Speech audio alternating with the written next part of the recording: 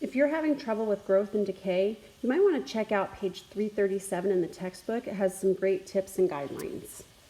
Okay, let's move on to example number 2, modeling population growth. In a research experiment, a population of fruit flies is increasing in accordance with the exponential growth model. After 2 days, there are 100 flies, and after 4 days, there are 300 flies. How many flies will there be after 5 days? So our exponential growth model is y equals c times e raised to the kt power. We are given, after 2 days, there are 100 flies. After 4 days, so that's both time, 2 days, 4 days, that's both time. There are 100 flies, and then after 4 days, there's 300 flies. So there's our growth. We go from 100 to 300. How many flies will there be after 5 days? And that's the ultimate question. How many flies are there going to be after 5 days? Well, this increases by the exponential growth model. So you can't just simply figure out linearly what's happening,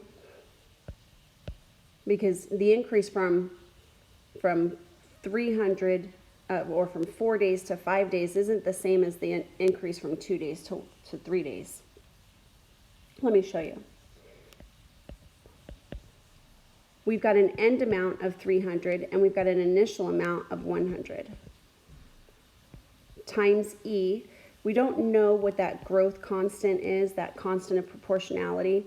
Don't know what it is, so we're going to leave that as K, but we do know that going from 100 to 300 flies, that was over the course of 2 days, from 2 days to 4 days.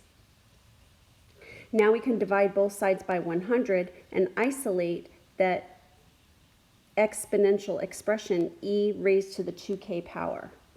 So we're going to have 300 divided by 100 is 3, equals e to the 2k power. Now I'm going to put this in log form. Log base e, which is the natural log, of 3 is equal to 2k. Divide both sides by 2, and we're going to have k equals the natural log of 3 over 2. The natural log of 3 is just some number. It's 1 point something divided by 2. I'm going to keep that as an exact form, and I'm going to put it into our formula, putting 100 as still the initial amount, because that's not ever going to change for this problem. That's the initial amount that we know of, times e raised to the k, which is natural log of 3 over 2, times t, which would be how many days? After 5 days. So from 2 days to 5 days,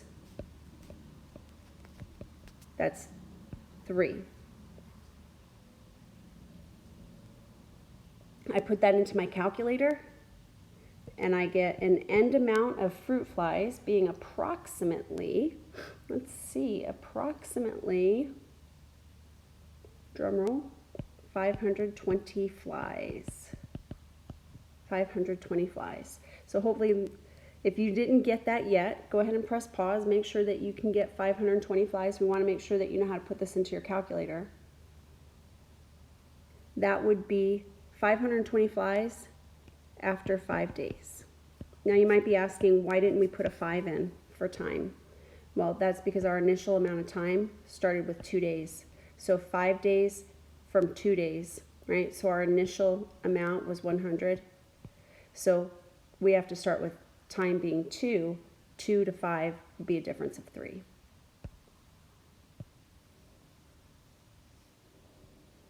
Most awesome. Excellent. Find the exponential growth if a population of fruit flies is 100 after 2 days and 400 after 4 days. Go ahead and give this a try. And when you come back, I'm going to give you an answer. Find the exponential. I think I need to add to the question. Find the exponential growth if a population of flies is 100 to 400 after 4 days. We want to find after 5 days again. So we want to find after 5 days.